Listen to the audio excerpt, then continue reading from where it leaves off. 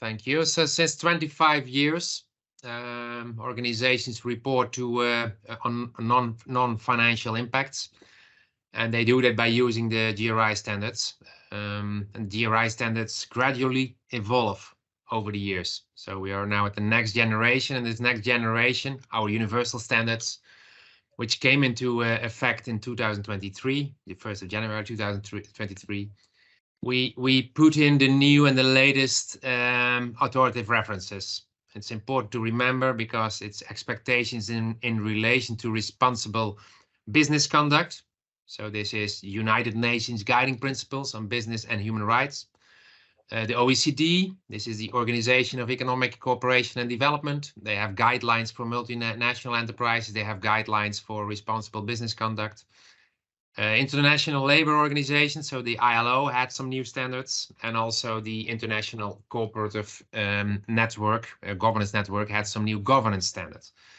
These governance principles, governance standards, we all have, we got feedback from a lot of stakeholders in the years before 2001, and that was the reason for our Global Sustainable Standards Board, our board, to start the revision, mainly to ensure we have the latest updates to the latest authoritative global agreements worldwide.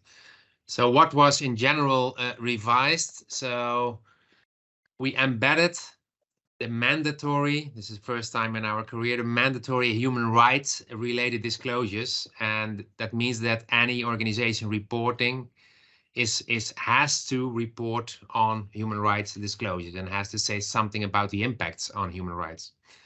I already alluded on due diligence. So every organization has to give information and explore much more and report upon due diligence and how they approach it, how they do it, how they engage with stakeholders, how they engage with stakeholder groups, vulnerable groups like persons with disabilities, people with different gender, local communities, indigenous people. So it's not only the organization reporting, but they have to take awareness, and they have to ask stakeholders if they agree with the impacts they see and with the measures they take and with the strategy they have. And this is an important improvement, which is fully in line with the global UN and OECD approach. Furthermore, we provided more clarity on our key concepts. So the key concepts of GRI are: the reporting is mainly based on the concept of impacts, of materiality, of stakeholders, and of due diligence. And obviously, if global agreement on this changed a bit, then we also want to make sure this is up to date, and also to give more clarity and give more examples. Furthermore, just make sure that we improve the usability of the GRI standards by reporting principles, disclosures in our standards, and drive consistent application by organizations. So this is more the technique for the reporters behind it.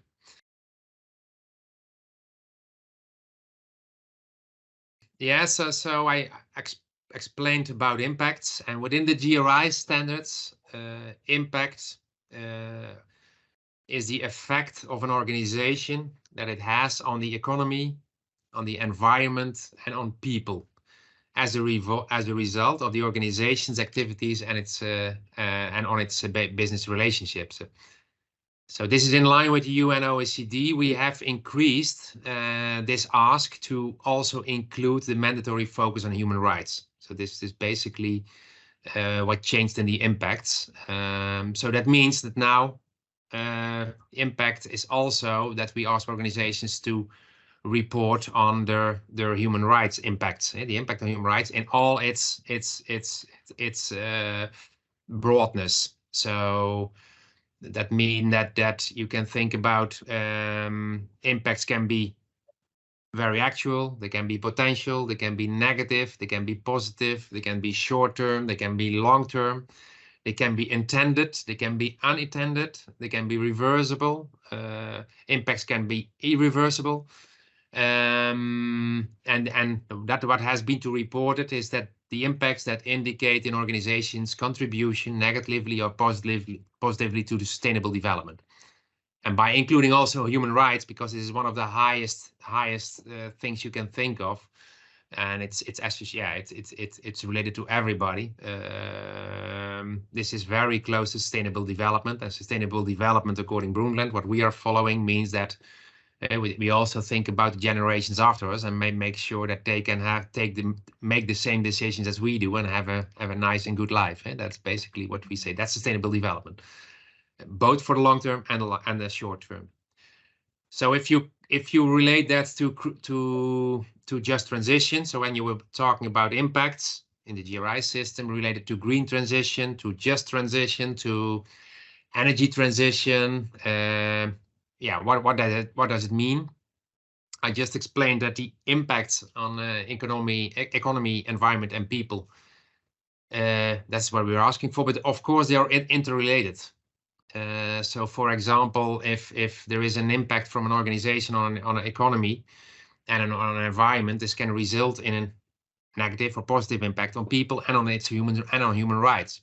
The other way around, it could also be the effect. So positive impact on human rights could have a negative impact on other things. So therefore, it's important to have a full overview. And in just transition, it's important to know the impact of organization on human rights, and that they also report on what the impact is on the just and the inclusive transition, or on a climate transition, or a green transition. How does it look? Basically, they report. There are already organizations doing that, applying the GRI framework and the GRI standards. Then they start with their strategy, so their pledges in relation to just transition, and the impacts on human rights, and the impact on vulnerable groups, and the impacts on people with disabilities, on race, on women, etc. So that's what they do, because it's and in these pledges and targets, they also explain what targets they have, how they are going to achieve it, how they are going to monitor it,